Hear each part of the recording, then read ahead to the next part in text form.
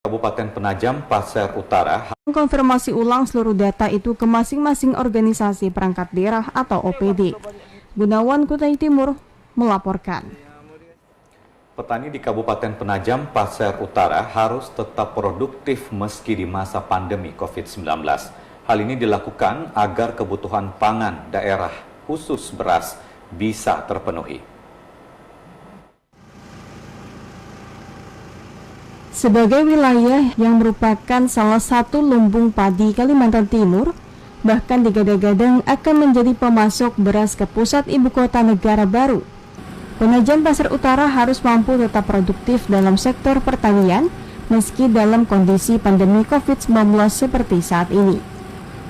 Para petani di Penajam Pasir Utara diharapkan tetap dapat memenuhi kebutuhan sehari-hari dari hasil keuntungan usaha pertanian beras sawah.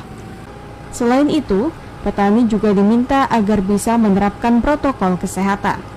Salah satu petani di kawasan pertanian Desa Sri Raharja, Kecamatan Babulu, Nordauna mengatakan ia bersama rekan sejawatnya selain harus waspada terhadap ancaman COVID-19, serta di tengah situasi cuaca yang tak menentu dan ketersediaan pupuk yang kurang optimal, membuat mereka harus lebih intens dalam mengurus sawah.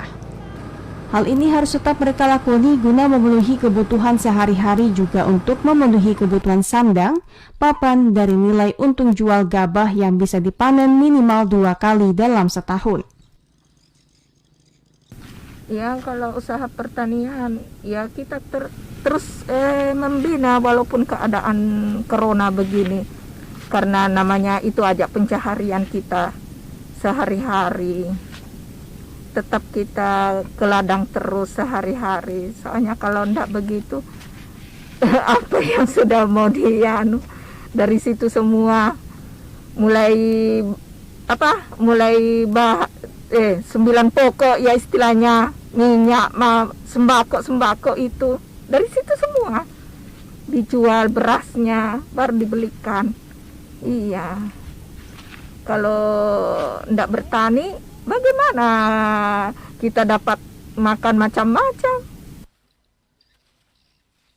Kepala Dinas Ketahanan Pangan Penajam Pasir Utara Surito Widari mengatakan, dari hasil usaha pertanian padi PPU di tengah masa pandemi saat ini, stok beras dari hasil produksi petani lokal cenderung surplus.